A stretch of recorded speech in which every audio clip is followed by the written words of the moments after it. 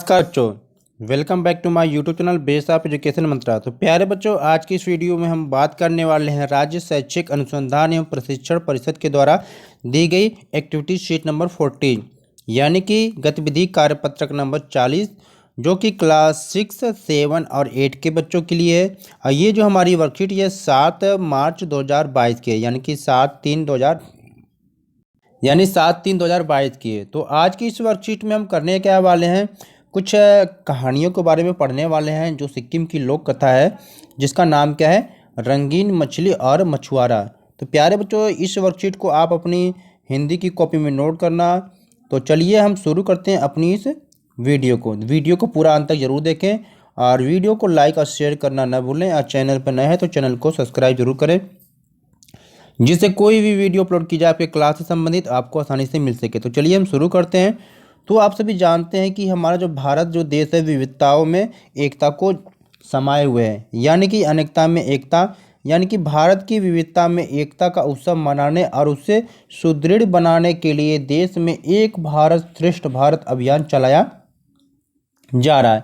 आपके क्लास में भी आपके टीचर के द्वारा ऐसे प्रोजेक्ट या वर्क दिए जा रहे होंगे जिसमें देश में क्या है, एक भारत श्रेष्ठ भारत अभियान के अंतर्गत कुछ आपको टॉपिक दिए जा रहे होंगे। तो इस कार्यक्रम के तहत राष्ट्रीय राजधानी दिल्ली को सिक्किम से जोड़ा गया है। तो बच्चों, आज हम इसी राज्य की एक लोक कथा को पढ़ते हैं, किसके, सिक्किम की लोक कथा को। ठीक है प्यारे बच्चों। अब उसमें है क्या, उसमें एक बात है कि बच्चे के बारे में, जो छोटा बच्चा है जिसका नाम है तेंजिंग। तेंजिंग छोटा ही था जब उसके पिता घर छोड़कर निकल गए थे और एक दिन उसकी माँ ने कहा, बेटा आज शाम के लिए घर में चावल का एक दाना भी नहीं है, जाओ और तीस्ता नदी से कुछ मछलियाँ पकड़ लाओ। माँ की बात मानते हुए तेंजिंग डलिया उठाए मछली पकड़ने निकल पड़ा। भगवान का नाम लेकर उसने डलिया यहाँ वहाँ डालना आरंभ किया। अचानक एक छोटी रंगीन मछली उसके हाथ लगी जो अन्य से बिल्कुल भिन्न किस्म की थी, यानी सबसे वो अलग थी। सुनहरा रंग, लाल आँखें और कई रंगों से भरी उसकी पूँछ भी थी। उसकी पूँछ ने उसका मन इतना मोह लिया कि उसे अपने घर में रखने की चाह हुई। यकायक उसके कानों में आवाज़ आई, मुझे छोड़ दो, मैं जीवन भर तुम्हारा उपहार नहीं भूलूंगी। टोकरी में मछली को मचलते देखकर उसने कहा, अगर मैं तुम्हें छोड़ दूंगा तो अपनी माँ को क्या दूंगा, और फिर आज हम क्या खाकर अपनी रात गुजारेंगे। मछली बोली, तुम साहसी लड़के हो, कुछ और अधिक मेहनत करोगे तो ज़्यादा सफलता मिलेगी। तुम अधिक से अधिक मछलियाँ पकड़ लोगे।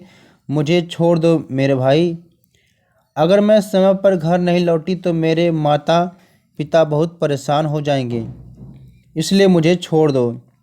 मछली की बात सुनकर उसके मन में मछली के लिए दया आ गई।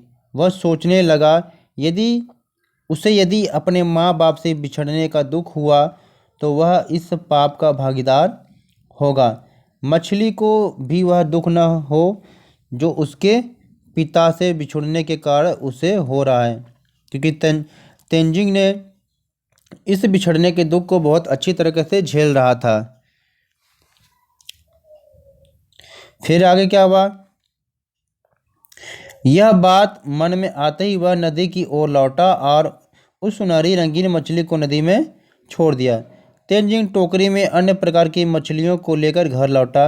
रात को माँ का परोसा खाना भी उसे अच्छा नहीं लगा। सपने में भी तेंजिंग ने उसी सुनहरी मछली को देखा। सुबह होते ही तेंजिंग डलिया और टोकरी लेकर नदी की ओर निकल पड़ा। नदी में पहुँचने पर उसने डलिया पानी में डाली। इतने में उसे लगा एक सुनहरी मछली पानी में उछलते हुए उसी की ओर आ रही है।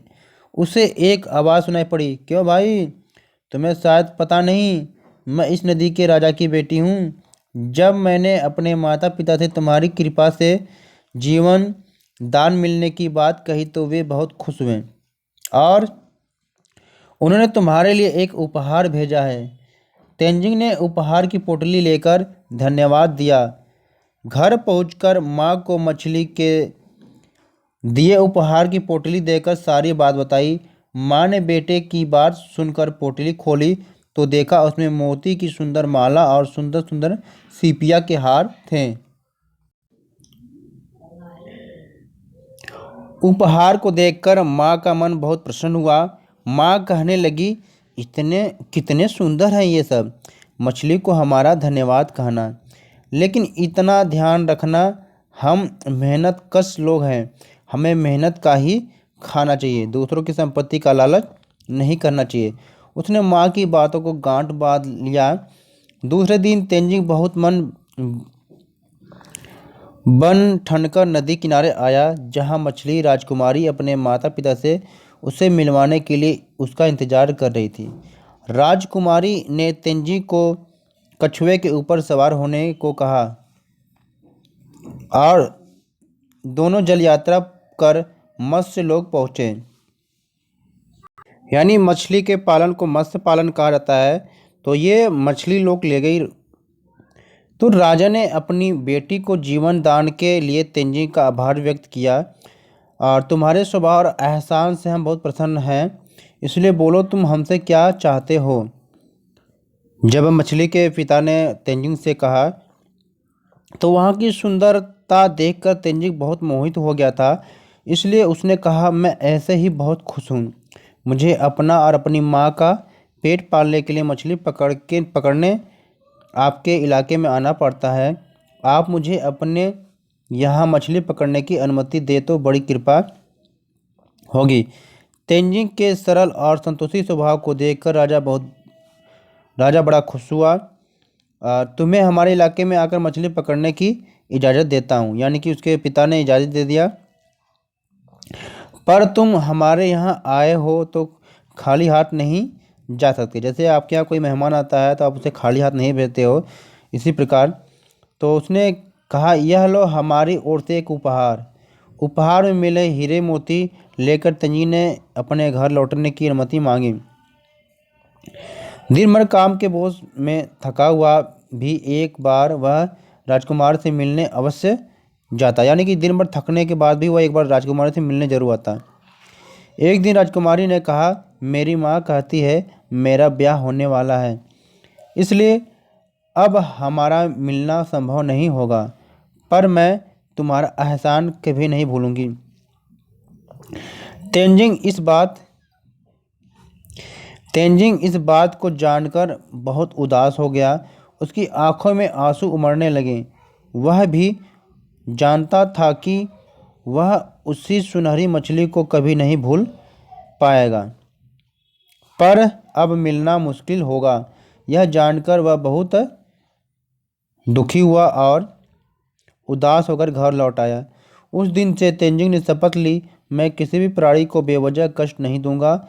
जीविका चलाने के लिए मछुआरे का मेरा काम करना जरूरी है, पर मैं बेवजह किसी के लिए परेशानी का कारण भी नहीं बनूंगा। तो ये डॉक्टर टुकी भूटिया की द्वारा है। तो अब क्या है, इस वर्कशीट में दिए गए जो क्वेश्चन है इसको करने के प्रयास करते हैं। पहला क्वेश्चन है कि इस लेख में जिन शब्दों के अर्थ और उच्चारण में आपको कठिनाई हुई है उन शब्दों की सूची आपको बनाना है और अपने शिक्षक शिक्षिका या परिवार के सदस्यों के साथ उनके अर्थ और उच्चारण पूछकर उनका अभ्यास करें। तो चलिए देखते हैं। तो पहले क्वेश्चन में कुछ ऐसे शब्द आए थे जो कठिन है, जैसे यकायक आए थे। इसका मतलब होता है अचानक। परेशानी यानी कि किसी काम को करने में जो कष्ट होता है उसे हम कहते हैं परेशानी। ब्याह का मतलब विवाह होता है। मत्स्य मतलब मछली होता है। और व्यक्ति का मतलब मनुष्य होता है, प्राणी होता है, कुछ भी होता है। तो चलते हैं सेकंड क्वेश्चन की तरफ। सेकंड क्वेश्चन में आपसे कह रहा है, यदि आप तेंजिंग की जगह होते तो आप मछली से अपने लिए कौन सा उपहार मांगते हैं और क्यों। चलिए देखते हैं इसका आंसर। तो उत्तर है कि मैं तेंजिंग की जगह अगर होता तो मैं उपहार के रूप में अपने परिवार, शिक्षक और माता पिता के लिए हमेशा खुश रहने का उपहार मांगता। चलिए थर्ड क्वेश्चन में कहा गया कि आप अपनी कक्षा के किसी एक साथी के साथ मिलकर एक लोक कथा की जानकारी एकत्र करें तथा उस पर अपनी कक्षा में प्रस्तुति दें। यानी कोई भी आपको एक लोक कथा आपको देखना है और उसको अपने साथी के साथ क्या है, अपनी क्लास में क्या है, सबके सामने प्रस्तुत करना। तो चलिए देखते हैं। तो यहाँ पर हमने एक लोक कथा लेकर आए हैं। अगर चाहे तो आप इसको ही लिख सकते हैं या कोई और भी लोक कथा है तो उसको भी कर सकते हैं। यानी लोक कथा का नाम है आलसियों का आश्रम। ठीक है। तो एक बार एक राज्य में बहुत सारे लोग आलसी हो गए। उन्होंने सारा काम धाम करना छोड़ दिया, यहाँ तक कि अपने लिए खाना बनाना भी छोड़ दिया और खाने के लिए दूसरों पर निर्भर रहने लगे। ज़्यादातर समय वे लेटे रहते या सोते रहते थे। फिर क्या हुआ भाई, खाने की समस्या हो जाएगी जब कोई काम नहीं करेगा, तो खाने की समस्या होने लगी जिसका निराकरण जरूरी था, क्योंकि इन आलसियों को खिलाने में लोग आनाकानी करने लगे। एक दिन सभी आलसियों ने राजा से मांग की कि सभी आलसियों के लिए एक आश्रम बनवाना चाहिए और उनके खाने की व्यवस्था करनी चाहिए। राजा नेक और दयालु होने के साथ बुद्धिमान भी था। उसने कुछ सोचकर मंत्री को एक आश्रम बनाने का आदेश भी दिया। आश्रम के तैयार होने पर सभी आलसी वहां जाकर खाने और सोने लगे। एक दिन राजा अपने मंत्री और कुछ सिपाहियों के साथ वहां आया और उसने एक सिपाही से कहकर आश्रम में आग लगवा दी।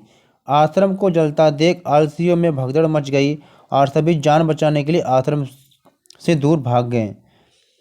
फिर क्या हुआ, जलते हुए आश्रम में दो आलसी अभी भी सोए हुए थे। एक को पीठ पर गर्मी महसूस हुई तो उसने पास ही में लेटे दूसरे आलसी से कहा, मुझे पीठ पर गर्मी लग रही है, जरा देखो तो क्या माजरा है, तुम दूसरी करवट लेट जाओ। दूसरे आलसी ने बिना आंखें खोले ही उत्तर दिया। तो यह देखकर राजा ने अपने मंत्री से कहा, केवल ये दोनों ही सच्चे आलसी हैं, इन्हें भरपूर सोने और खाने को दिया जाए। शेष सारे कामचोर हैं, उन्हें डंडे मार मार कर काम पर लगाया जाए। तो इस तरह से हमने देखा कि यह आपके एक्टिविटी शीट नंबर 40 का ये सॉल्यूशन था। तो प्लीज़ वीडियो को लाइक शेयर जरूर करें और चैनल पर नए हैं तो चैनल को सब्सक्राइब करें।